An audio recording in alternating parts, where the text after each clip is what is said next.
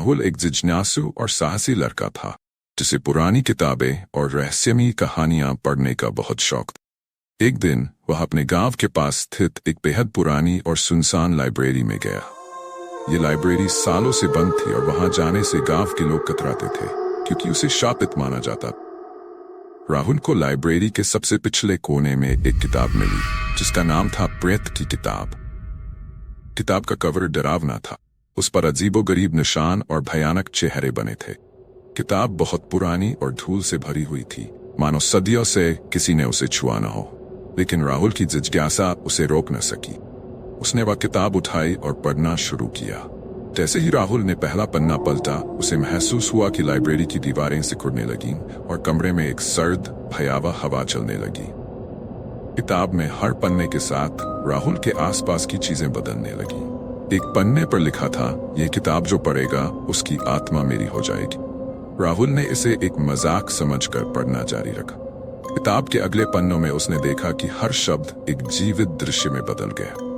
एक दृश्य में एक आदमी जो किताब पढ़ रहा था उसे एक प्रेत खींचकर अंधेरे में ले गया। अचानक से राहुल को किताब में अपने ही बारे में पढ़ने को मिला। उसके नाम के साथ लिखा था कि वह भी वही भाग्य भुगतेगा।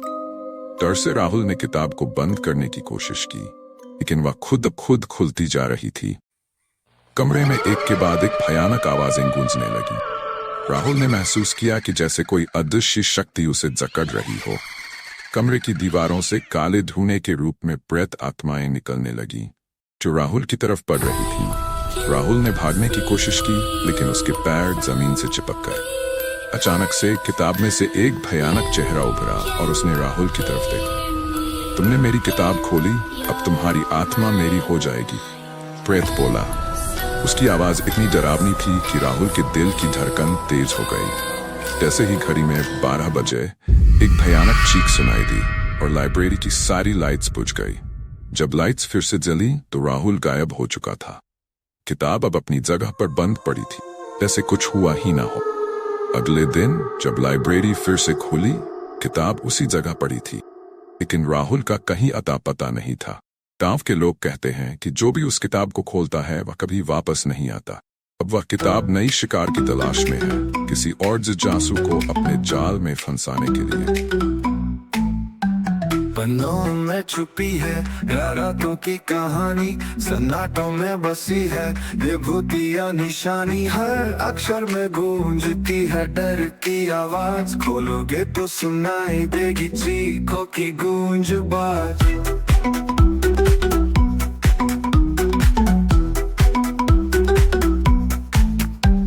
रात के अंधेरे में खुलते हैं राज, डर के साए में छुपे हैं अनगिनत राज। पलटने से पहले सोच लो जरा, इस किताब में बसी है भूतों की सजा। तेरे सपनों में आएंगे ये पन्ने, भूतिया किताब रस की ये छन्नी।